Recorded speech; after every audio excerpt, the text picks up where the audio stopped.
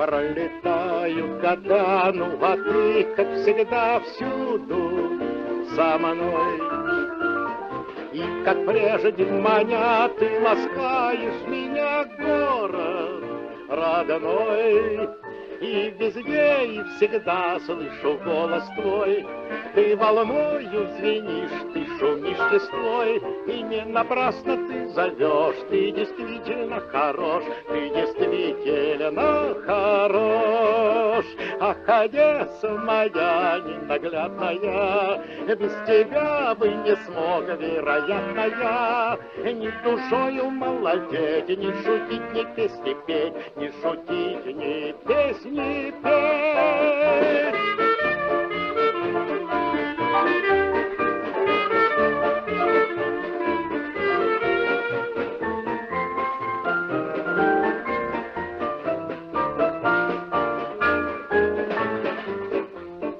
Черноморская даль, ты в ночи навевай светлые сны. Песни ты распевай, город первой моей светлой весны. И везде, и всегда слышу голос твой.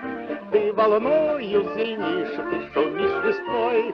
И не напрасно ты зовешь, ты действительно хорош, ты действительно хорош. Ах, Одесса моя ненаглядная, без тебя бы не смог, вероятно, я ни душою молодеть, ни шутить, ни песни петь, ни шутить, ни песни петь.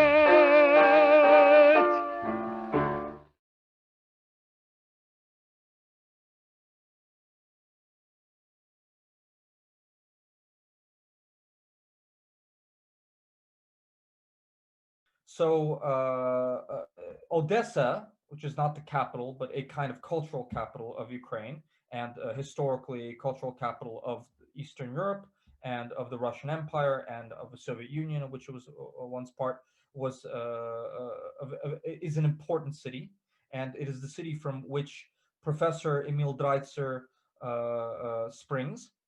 It is still a hub of culture and business and trade for the entire Black Sea region, and lots of important things take place there. It's also historically a very important city for Jewish culture, for Zionism, and for the Jewish Haskalah. So I can spend the next 45 minutes talking about Odessa's contribution to Jewish history and to Zionist history, and tremendous number of Jewish intellectuals and cultural people sprang from Odessa over the last 150 years. Again, it'll take 45 minutes to just list them all. And one of these important cultural figures who has come out of Odessa in the last 50 years is Professor Emil Draitser, who is the author of at least 3 and now soon 4 books about Odessa. So thank you so much for inviting me to take part in this Zoom conference, Professor Dreitzer. You're welcome. I'm going to introduce you now. 1 second, I'm just going to find my notes. 1 second, where are they?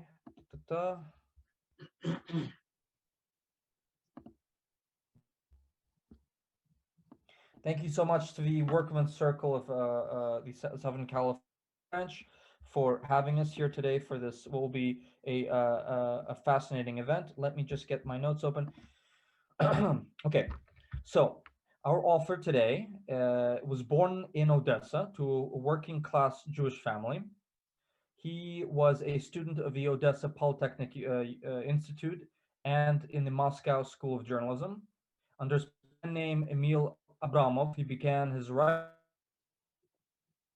and articles to leading Soviet periodicals such as Literary Gazette, Izvestia, Youth, and Crocodile, which is a very funny little publication, which you could still find in historical archives and in the Odessa flea market, which I occasionally buy. He went for radio, TV, and for the satirical newsweek The Week. He was eventually blacklisted. By the way, my internet connection in this business hotel in Frankfurt is not so great, so just tell me if you lose me. Professor Draitser was blacklisted for writing an article critical of an important official. He immigrated to the United States in 1975. He settled in LA, where he earned a PhD in Russian literature from UCLA. After 1986, he was a professor of Russian literature in Hunter College in New York City. His first book published in the United States, Forbidden Laughter, a Soviet underground humor, brought him national attention.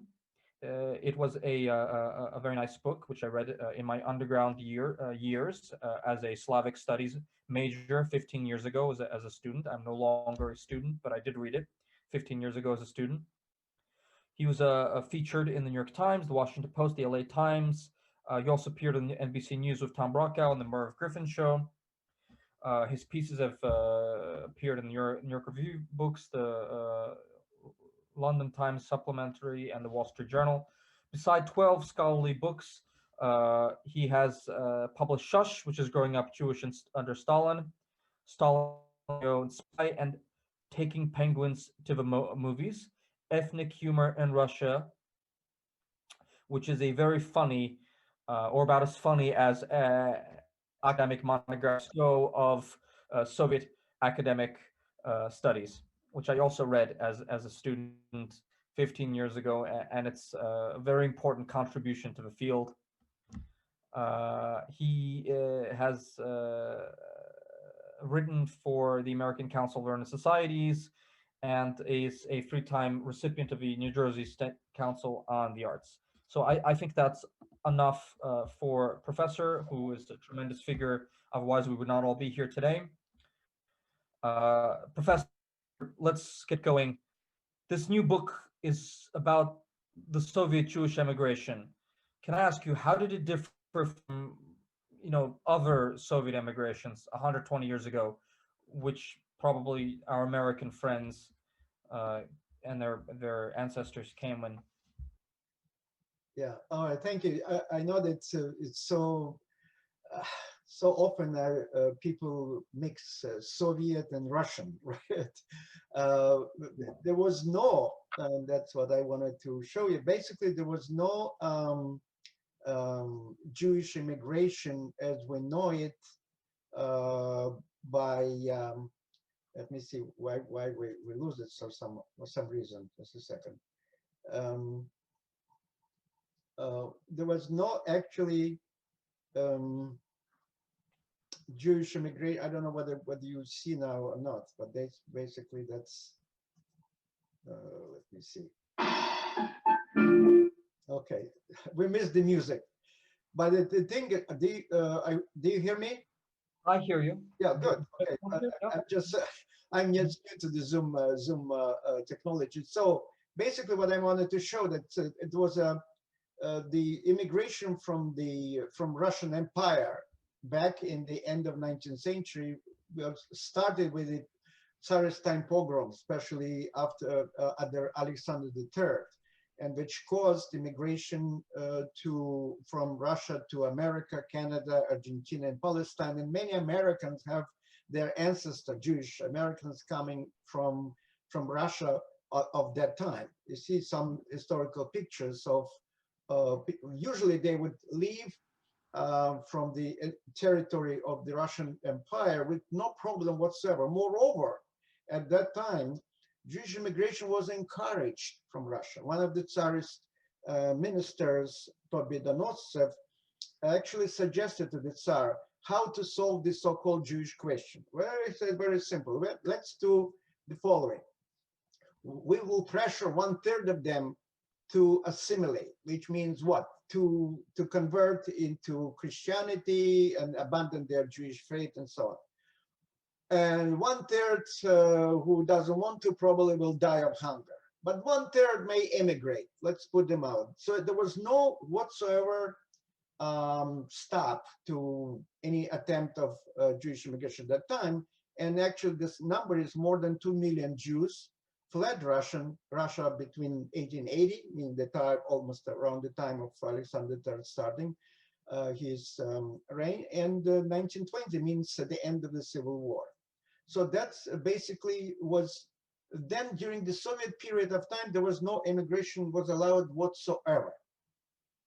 Not for anyone, not only for Jews, anyone. But now the things change after the Six-Day War between Israel and Arab countries. In 1968, in response to the Western pressure, they allowed highly controlled and limited immigration from the Soviet Union, but it's interesting how it all happened. I, frankly speaking, did not know until I did research in what really happened at that time. Of unlikely people who would initiate this immigration were Andropov, the head of the KGB at that time, and the Minister of Foreign Affairs, Gromyko. So they introduced their proposal to Politburo members and said that's the following.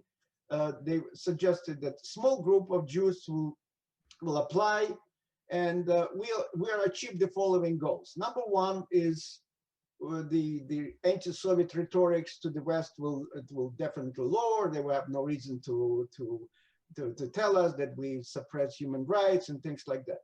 Secondly, we'll get rid of the most vocal Jewish troublemakers. So most of them, then it will be a few thousand retirees, and that's it. We don't need them anymore, pay them pensions, so on.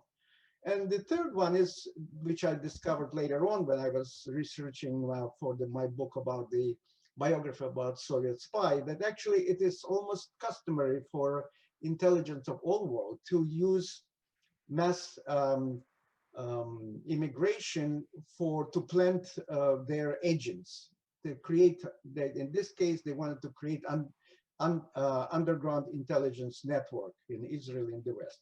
So that's what really happened. But what result was very unexpected. They thought that would be just a few thousand applications. But as a result, Soviet exit visas were around the country were flooded with hundreds, thousands of applications. And so this is why I would just to show you my personal picture. This is I'm with my son in Odessa, as you see in the summer of 1974, just a month or two before immigration. And since where can we see it? Yeah, do you see it or not? Do you see the picture? I don't. Well, if anyone in the chat doesn't see it, tell me. Just a second. Let me go back and see. I don't know what for some reason I share screen. Oh, okay. Okay. Yep. You see it now? Perfect. Yep. We can see it. Yeah. You see it now? Yeah, that's great. That's great. Okay. So now this is my picture of me with my 1-year-old son in Odessa before immigration. So Odessa Opera Theater, of course, behind me. So since that time, since 1968, nearly 2 million Jews left former Soviet Union, about the same amount. But how it will work? So this is like our family picture on immigrating, leaving Odessa. This is Odessa railroad station in the background. And that's what usually we were allowed to, the way usually we would take people from Odessa will take a train to Chop, and that's I describe in my novel, because my novel primarily is about autobiographical, about immigration. The train station comes to Chop, which is on the border with Czechoslovakia. Then the train will go to Bratislava, and again we have to change train to Vienna. And at Vienna, at that time, you were allowed to choose wherever you want to go. Some people went to Israel, some went to Canada, some went to United States. That's majority went to the United States, like 90%, right? Exactly, at my time, right. So from Vienna, they took us by train all the way to Rome. And we waiting in Rome for about 2.5 months until our visas will be, entry visas will be approved. And from New York, we flew directly to Odessa. This is how everybody got this pink document. We were stripped of Soviet citizenship. No right to come back. Forget it. Okay? Wow. So we became like stateless, totally.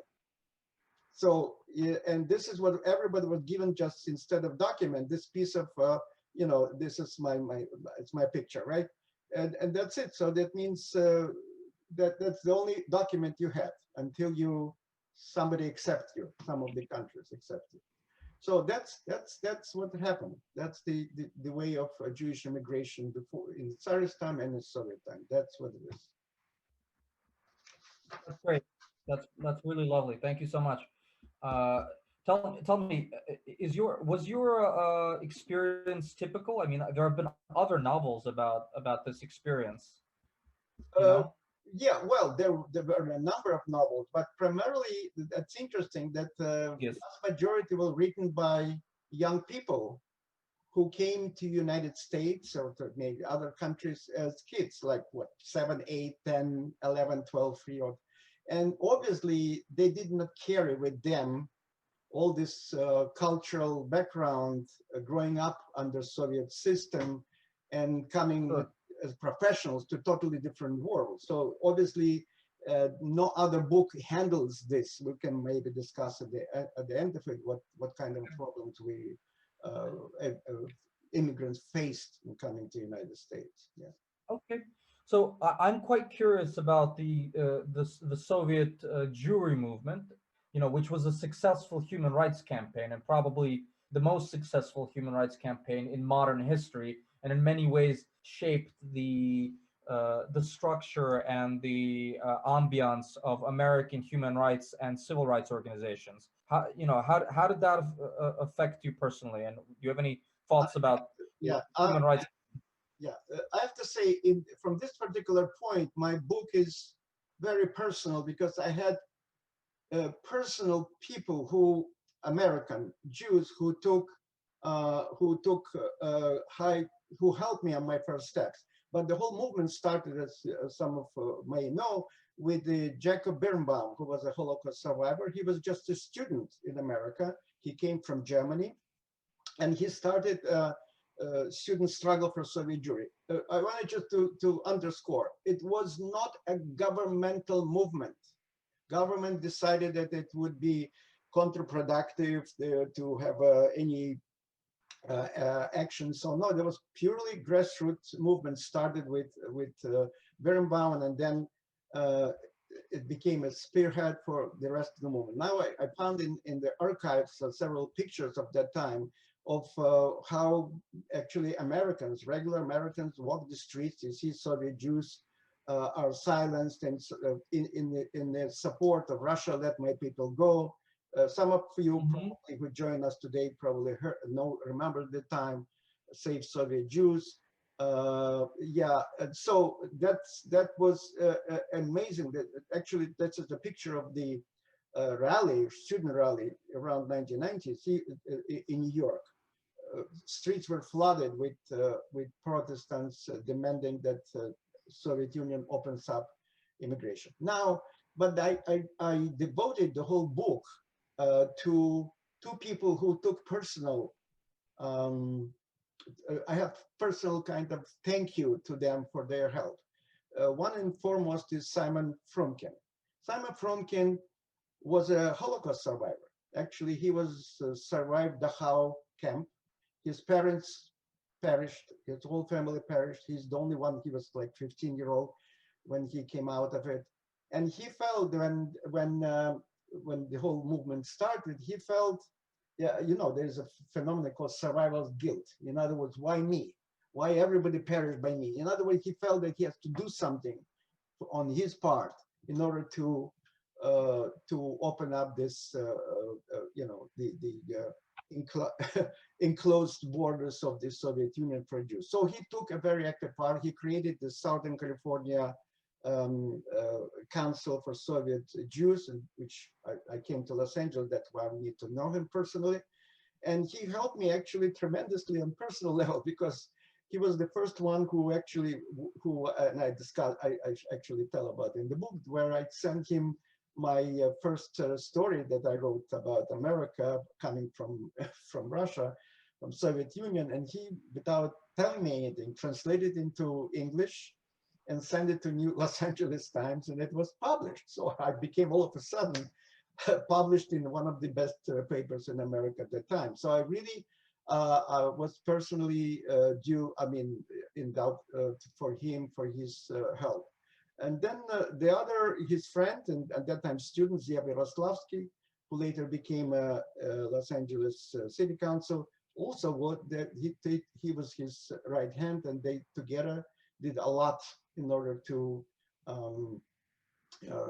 help to break through. Yeah, so that's why the book is dedicated to them. Do you have anything to say about Natan Sharansky? Well, Sharansky again, yeah, of course, Sharansky obviously was an important figure as a resistant fighter, but he was after he was released, he went to Israel. He became more like a symbolic figure for free Sharansky. That meant free Soviet Jews from imposing the limitation on immigration from the Soviet Union. Yeah. He's since become a politician, and he's involved in the Babyn Yar project. Yes. in Ukraine. And he's actually been very critical of me, sadly. So he wrote an article he wrote a op-ed in the Wall Street Journal against me because of my criticism of the Babyn Yar project. So if anyone is interested in my personal feud with Natan Sharansky, you can Google that. That'll be of interest to some people.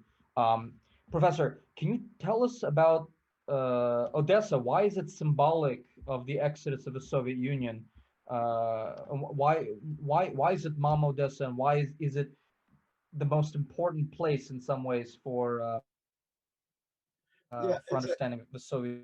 Yeah, it's a good question, because Odessa, as you see, is not everybody. Of course, some Americans think that Odessa is in Texas.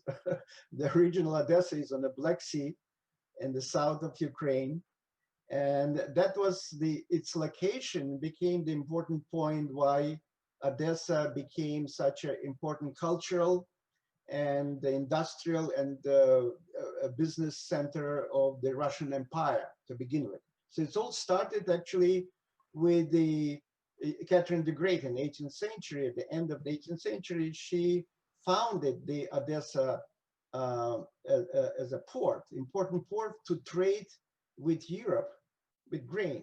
And she invited Jews also from all the Pale of Settlement to come and help in this trade. So therefore, Odessa became a melting pot. Not only Jews came, or people from Moldavia, from Georgia, from Armenia, from all other mostly southern parts of Russian Empire came to Odessa, because it was opportunity, new opportunity, sort of. If it's known that St. Petersburg was considered to be opened by Peter the Great, a window into Europe, right? Odessa was another window later in history into Europe, mostly through trade, through culture. If you first time in Odessa was built, actually, Catherine the Great invited French architects who came to Odessa and built Odessa. So when Odessa, the central part of Odessa, looks so French that when I came for the first time to Paris, I saw, oh my God, I saw it before. Italian also. Italians also, like Falcone. Yeah, exactly. So even those of you who have been to Odessa or actually saw the famous Potemkin stairs, on top of it is the monument to the first mayor of Odessa, Duke de Richelieu, and he's holding in his hand the blueprint of Odessa. So that's what. Yeah, and actually, I wanted to also mention that it was noted way before, even in 19th century. Mark Twain, as a journalist, traveled, as you know, in his book Innocents Abroad. He actually describes his impression about Odessa, and I wanted to quote here. So he said, "I have not felt American. Excuse me. Everywhere you look, American." Exactly. I have not left so much I've not felt so much at home for a long time as I did when I stood in Odessa for the first time. It looks just as as an American city. Look up the street or down the street, this way or that way, we saw only America. What actually I think I meant New York. Why? Again, because it's kind of a international sense of it. So many nationalities, a melting pot of various nationalities. So and that's actually it is known. Ask any other side, you would say, well, in Russian they call Odessa Mama. Okay, in English it translates Mama Odessa. But why Mama? That will be good. This is Mark Twain, I think. Why? Tell me. Yeah, why? Well, because first of all, Odessa became like a mother to probably 1/3 of Odessa population at the end of 19th century were Jewish. So many of them came, and the city became played such a remarkable role in the history, Jewish history and culture. You already mentioned, Vlad, that I just wanted to give you a few names that's widely known. Not only Sholem Aleichem lived and worked in Odessa, is also the father of Jewish literature, the Mendele Moikis Forum, also lived in Odessa and worked. The great Jewish poet, Chaim Bialik, lived in Odessa. Then Leonid Pasternak, painter, Russian Jewish historian Dubnov. Then I guess Odessa became the capital of Jewish capital of the theater, Jewish theater. And in fact, it had a direct impact on American cultural scene because this lady, name is Stella Adler. Stella Adler, and she was the daughter of two actors from Odessa.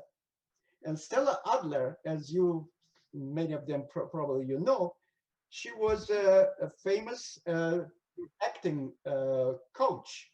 And she taught acting people like Marlon Brando, Robert De Niro, Elizabeth Taylor, Warren Beatty, Judy Garland, and just to name a few.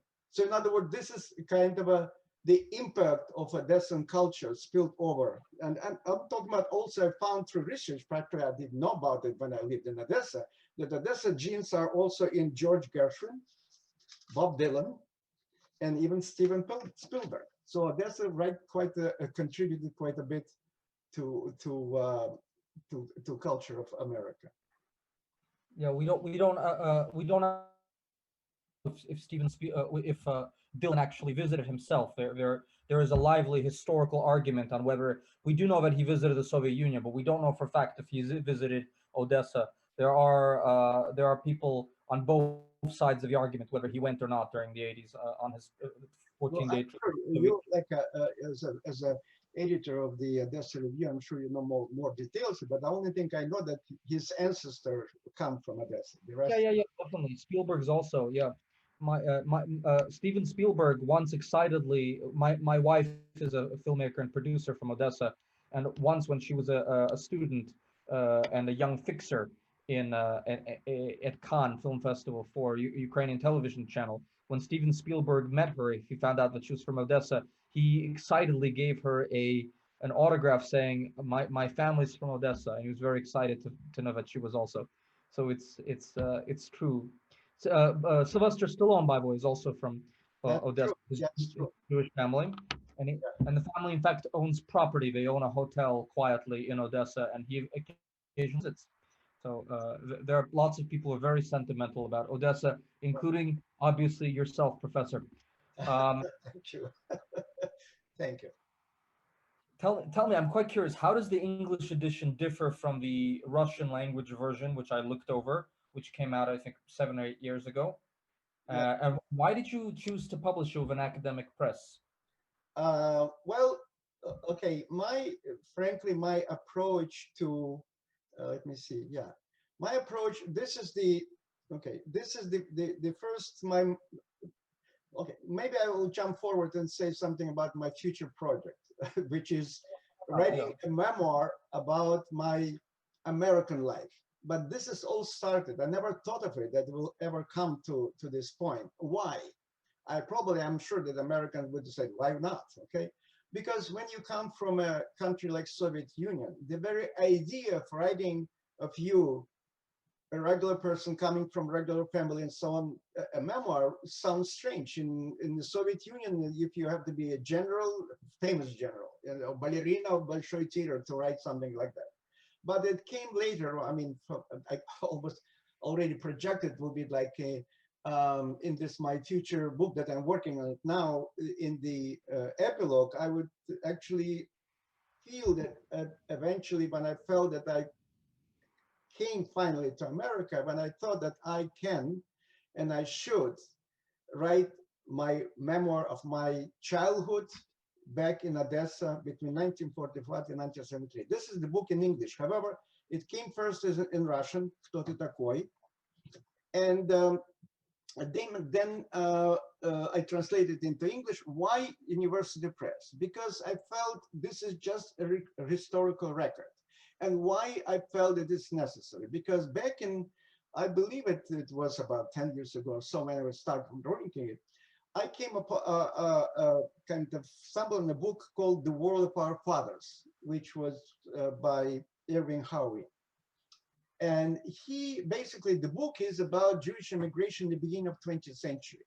The book is basically a compilation of memoir, of stories, of diaries, of all kinds of historical material related to that beginning of the end of 19th century, beginning of 20th century Jewish immigration.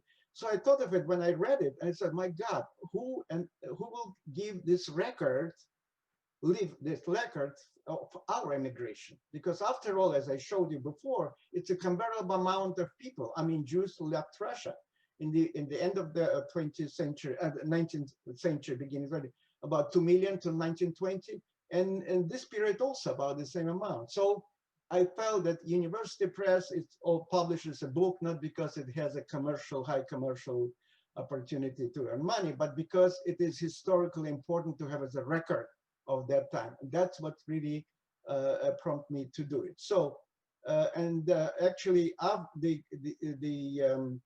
the cover of this book that you see in The Jaws of the Crocodile, it's actually a sequel to my book Shush, because it started literally of the few months after the end of the Shush, because Shush ends with Stalin's death, 1953. And in June of my mother's birthday was a celebration. It was also housewarming. We moved to another place, which was a little bit bigger than before. And so the book is actually, this book is started a few months later, because then I was a student of 8th grade in Odessa school. And one of my teachers of literature read something of like How You Spent Your Summer, whatever it is, and said that I have some writing ability, whatever it is. So the rest of it is what came out of it, how I tried to become a writer in the Soviet Union, and how actually I was encouraged by editor to write some satire since I came from Odessa. And something else that probably very difficult for me to explain to Americans. Odessa has a symbolic kind of an image of being the capital of humor and satire in the Soviet Union. It is assumed that most jokes were produced in Odessa, Soviet underground jokes and so on.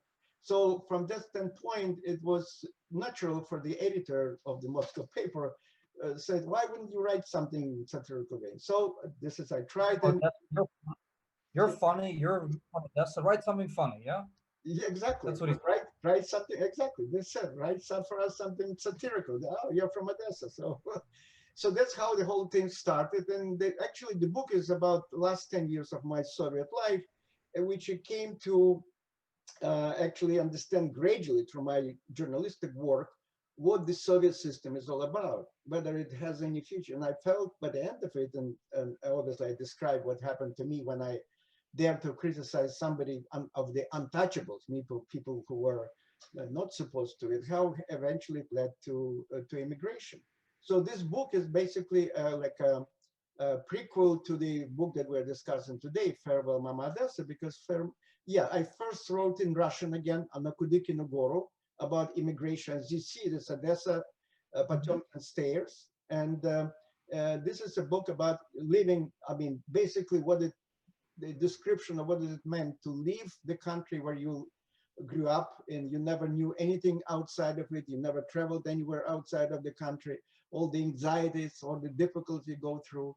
But then when I thought of it again to publish with University Press, it became Farewell Mama Odessa, in which I added several chapters of what does it mean to come to America, what does it mean to settle, and that for that purpose I introduced a character. Well, one character is basically it's my alter ego. He's a journalist also coming from the Soviet Union. His name is Boris. And he has a cousin supposedly already living in America for a couple of years. So from him, he gets letters from America in which he describes the difficulties to find your footing in a totally new country. And so that's how it all came about. Yeah. I'm quite curious. Can I ask you a question about Crocodile Magazine? That's a personal interest. I rather like this magazine, and it's a very funny, charming thing, and there are people who collect it. It's a little anthology, Crocodile Magazine. Yeah. Can you tell us about that? Because you wrote for it. So actually, the journal Crocodile was an organ of the Communist Party, of the Central Committee of Communist Party. In other words, was highly influential, and the amount of copies published, you won't believe, no American satirical publication could compete in even Mad Magazine or any other with them. It's almost every 10 days 6 million copies were published. 6 million copies? Yes, yes. And they were all bought up. Why? Because they allowed so much more criticism in this Crocodile Magazine, because the only censorship was on the level of Central Committee, not on the smaller kind of a local. The local only know, oh, we cannot touch it. But the upper echelon, means the Central Committee, had a little bit more lax view of it. So they allowed certain things to touch. And therefore, the magazine was very popular. And needless to say, it attracted a lot of writers around the country. Talent, young talent. Yeah, yeah.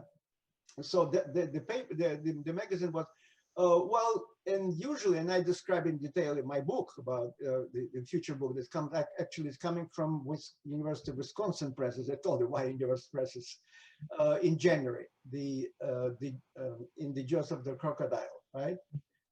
Because that's I actually described the whole mechanism of how the censorship worked on different levels.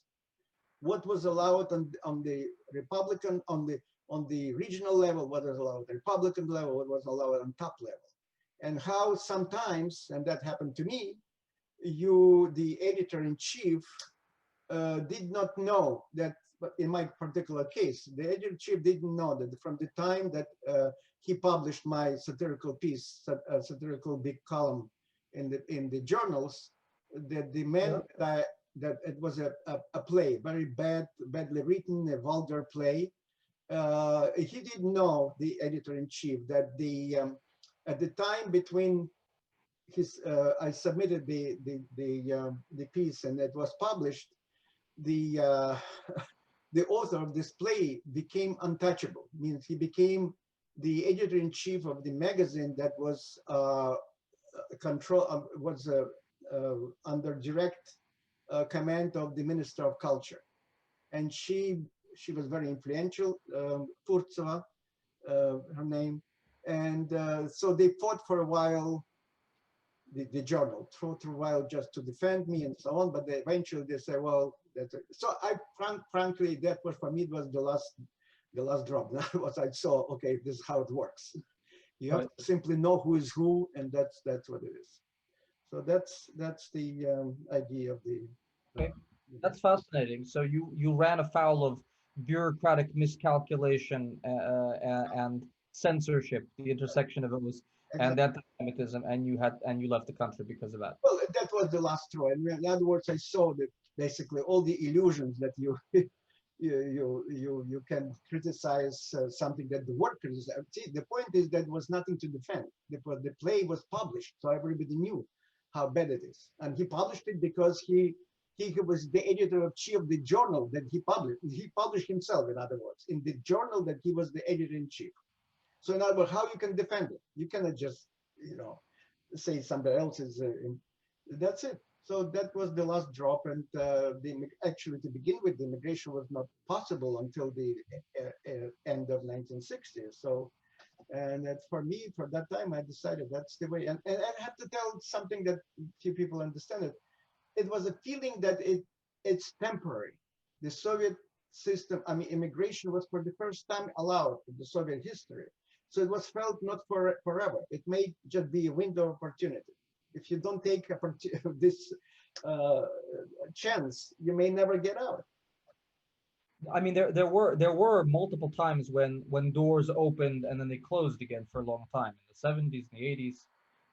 When, Even my family, my family in my uncle when was leaving 1990, they had no idea the Soviet Union would collapse or okay, okay, but that's my trade. Remember, mine time is 1974. So this is the Right. first time that we knew that's open. Nobody knew it would break further down. We Right. felt at that time that it's it's a short period of time. They may anytime close. Yeah, That's it. close in any moment. Okay. Okay, Yeah. let's talk about other books in this particular tradition. I mean, you're not the first person to be writing about Russian Jewish immigration, Russian Jewish identity issues. This is it's not, let's say, an overtrodden path, but there is an entire, I mean, there's an entire subfield. People like Lara Vepanyar, Gary Steingart, Right. Boris Fishman, Right. David Bezmozgis, my own friend and my own childhood friend, Yelena Akhtorskaya. Do you know her novel? Yes. Yeah, of course. I know. I know. But Yelena Akhtorskaya, a Czech friend of mine, also from Odessa. So there are lots of people writing books like this. You're not the first person. So what is your added value? What's your contribution, sir? none of these books. I know. I read all of them. They're very good writers. All of them. I've had nothing. Right. But they all came again, as we saw already before. They all came as young people, very young people. They were not a direct product of the Soviet system to the core. In other words, they didn't go through total 10 years of Soviet schooling, total, like in my case, it was another, for 15 years of working within the Soviet. First, I worked in a Yeah. engineering company. Then I worked in the publishing house. What? They didn't come as adults with all the difficulties that it comes with adulthood. They came, most of them, vast majority of them came as kids. So therefore, some of the things that seemingly natural for Americans, for example, how to find a job. We came Right. coming from the totally different world. To begin with, something that now sounds funny, and I try explain. I write that about the book. Resume. You have to, in order to get an appointment, you have to for interview, you have to send a resume. Now, Mm. it was totally against Soviet upbringing. You cannot tell how good you are. You Right. understand? You cannot Because put a it's resume. very vulgar, vulgarna, very vulgar. Exactly. No, you cannot. It's unthinkable.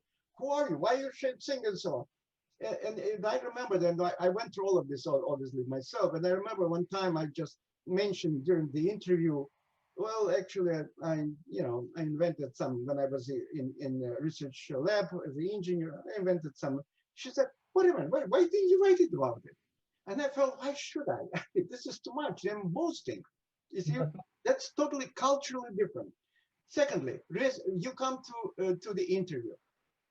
Well, the whole science of interview. You have to smile to begin with. And this is something that is so different, as you may know. I don't know, now probably Ukraine, where you live, things change after so many years. But in Russia of my time, when I came in, smile is reserved for close friends. You don't smile in public. American might, I came to understand after many years, American smile in public means I'm okay. I'm fine. Okay. So for Russians, no. That's why most Russian streets looks like somber. They don't. It's not acceptable. Now, how you're on this interview, you have to smile. How to do it? It just Right. now. Secondly, probably the most important part of it. What Right. does it mean to help? Relationship between people. In Yeah. Russia, if you want, somebody says, uh, I want to help you. It means I want to give you money. In America, I want to help you means I will help you to get a job. You see, Right. because it comes from, again, the Protestant culture that your self-sufficiency, you will be proud of yourself that you took care of yourself, not by somebody give you money. So it's not, and that what really happened with what I describe. It's all factual. It's no, very little is in the book is invented. It's all autobiographical. Cy Frumkin, and he one day he called me and said, Emil, I don't understand it. I tried to help this couple, immigrant couple from Russia, and I gave them a job at my company. And he ran his small business, like a company that produced reviews. And he said, I don't understand it. I thought that I'm helping them, that they are taking so much smoke, interruptions, pericure. I don't know how it's in English. Oh, smoking breaks. Yeah. Smoking breaks. In other words, they don't work the way they expected to be appreciated that they have a board. And that's what it is, because in Soviet Union, that was totally, as you know, that was a famous saying that in at least my time, they said, well, they pretend that they are paying us, we pretend that we work. In other words, the pay was so low. I will give you just one example. Before I left Russia, shortly before, I was officially, besides my freelance writing and publishing, I was a senior editor of the Moscow technical publishing house, published technical books. And my wife at the time was a senior, junior research assistant but we had our both salaries, and we had 1-year-old boy, right? Was barely enough to get to the next paycheck, barely enough. Okay, so therefore, there was no, you knew that only you will get a paycheck, that's it. It doesn't depend on. So that's a big difference, working ethics in America and working ethics in this. So in other words, all of these difficulties to overcome, cultural differences, they would hardly come across, since you have the question of young people who came and did not experience it, on their skin, so to speak. They may know intellectually, but they didn't go through it themselves. That's shortly what I can tell you about it. Yeah. Professor, we have about 10 left. Let's the audience give them a chance just to talk to you, because they do want to get a chance to talk to you, maybe. And if not, I have one more question. But let's give someone else a chance just to interact with you. Yeah? If anyone from the audience has a question, I will even unmute you. I will unmute you all. If someone just write in the chat group. Yeah, raise your hand up.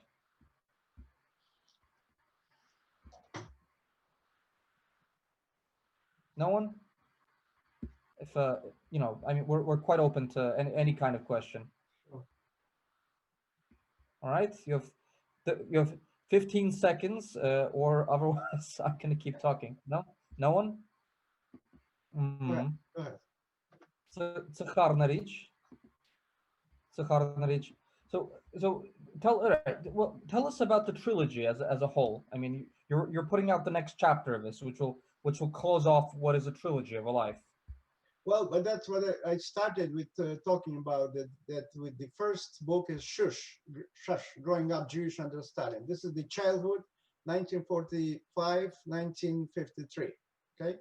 Then the next book is the one that comes in January from University of Wisconsin Press, in the Jaws of the Crocodile, a Soviet memoir. This is literally starts a few months after the end of the first book. Then the next book is the one that we're discussing today, Farewell, Mama, Odessa. Okay? And what I'm working on now is actually my American memoir. I just thought of it. I may just set you up for uh, overall kind of principle in which I wanted to write the book.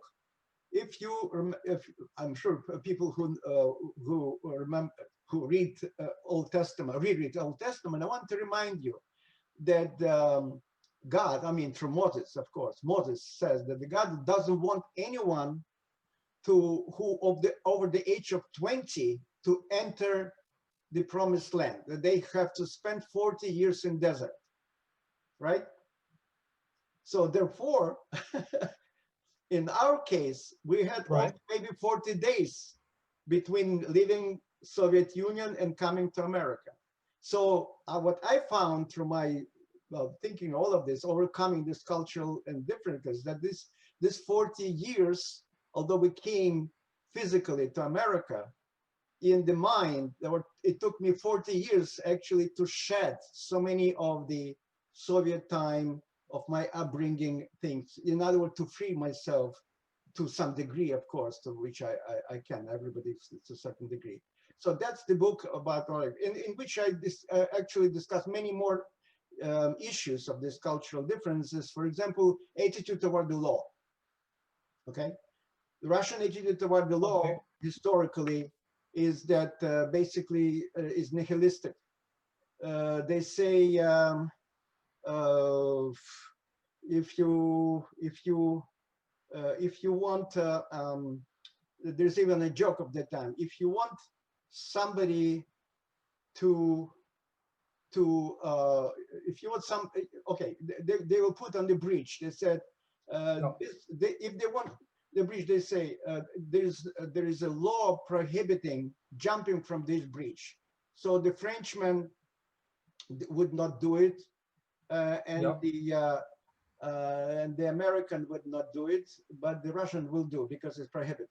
In other words, this kind of a attitude toward, I'm just giving you some example of it and so on.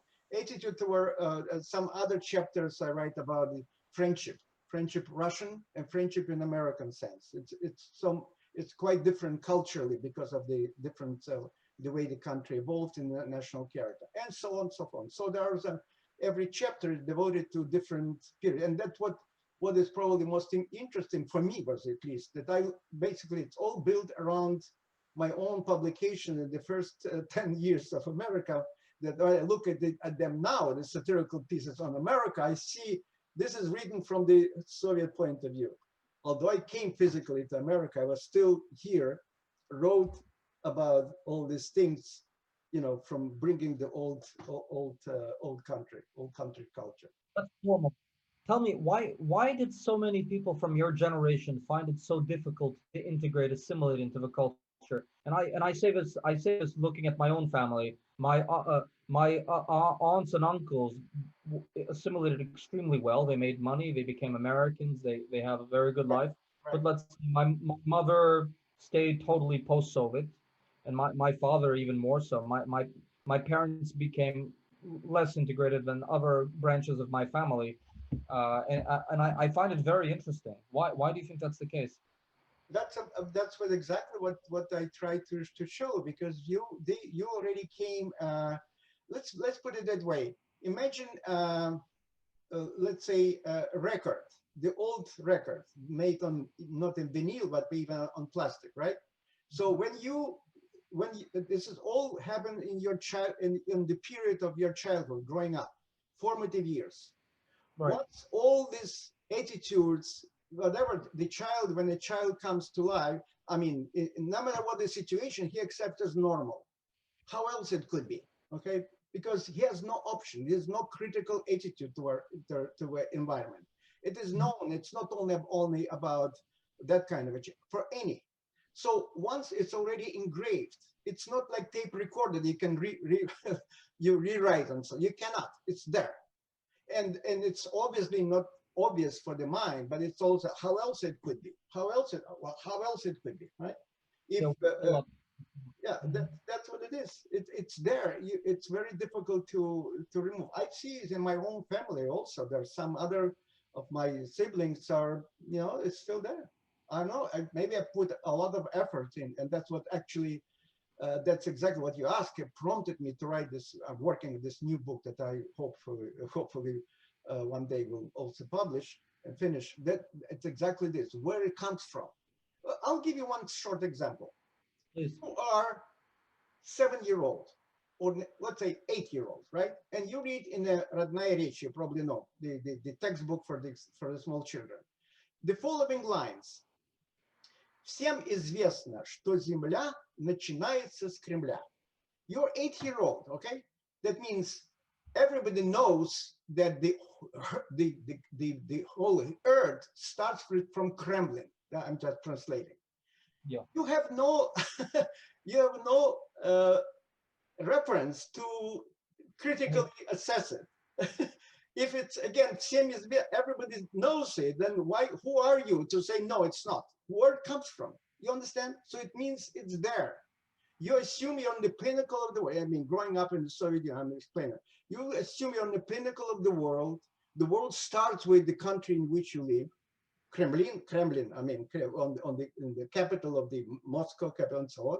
So you assume that you have a special place that start the Sovietization of the brain starts from that early age, and was put a lot of efforts in the textbook to make sure that the children grow up. All of this young pioneers, all of this Komsomol, and all of this was all directed at. Now it's easy to compare. If you look at the Hitler Jugend, for example, how Yes. kids were brainwashed to believe that that they have a special place and so on and so forth. Same thing, because young mind has no resistance, no critical attitude, and it's there. It's very difficult. In other words, yeah, later on, you grow up, you come to different, like for example, adults come different world.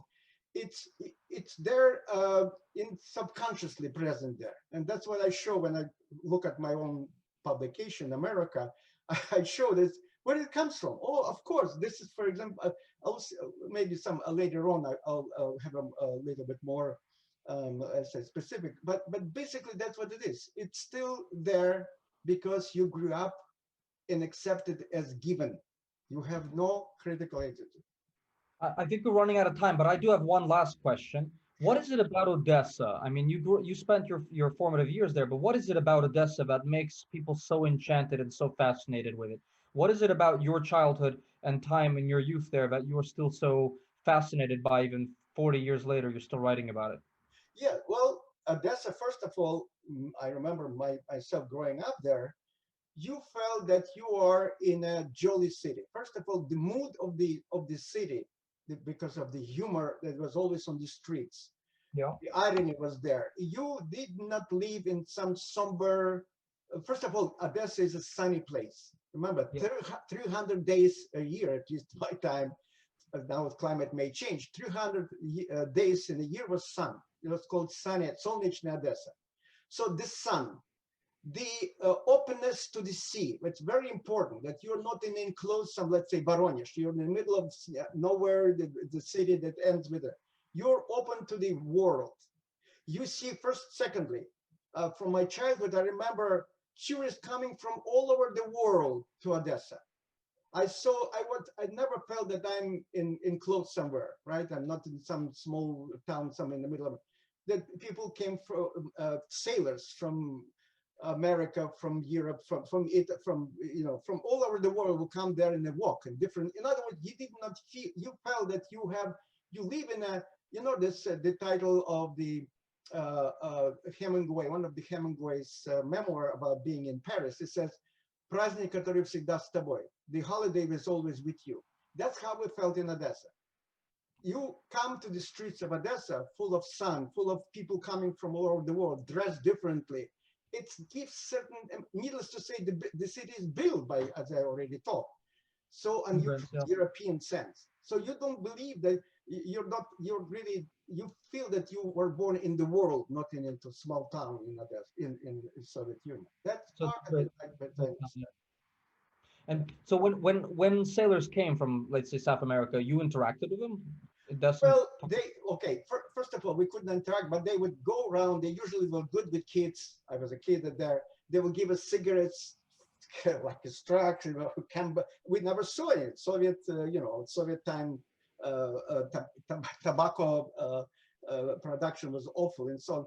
Yeah, we didn't talk to them, but they were usually nice. You understand? They themselves, for them, was little holidays. You said, come from the ship and then see people walking, kids around, and so they tried to befriend us. Of course, there was no conversation because none of us knew foreign language. But that kind of a the non-verbal communication was there. You saw that they like us, that they're glad to see kids. Anybody likes to see the kids. So that was a feeling of a, as I say, holiday, that you were living in the city of holiday. Yeah, it's a great town, still is. I was just there a week ago. I have to say, it's a fantastic city. I really recommend everyone visit it at least once before they die. It's really one of the 100 most important cities. Bucket list, right? Hmm? On the bucket list. The bucket list. Sorry? Oh, it's definitely on the bucket list. Yeah, it's a great town. It's just a fantastic city. It's still very important. It's still incredibly charming. It's still very worldly for all sorts of people. It's still the center of intrigue, intelligence services, mob. It's still mobbed up. It's still the center of bootlegging and illicit trade for the Black Sea. I think like 70-80% of all the cocaine and heroin that comes into Europe comes through the Yeah. it's still a very important city in terms of organized crime. It's a great town. I really enjoy it. Kenny Creek, right? It's the bubble story, right? Nothing has changed. Nothing has changed. The more things change, the more they stay the same. Professor, this has been an education. This has been really fantastic. I hope our listeners really enjoyed this. You're a fantastic storyteller and a fountain of information. I hope that you all read the book. And till our next encounter, thank you all for joining us.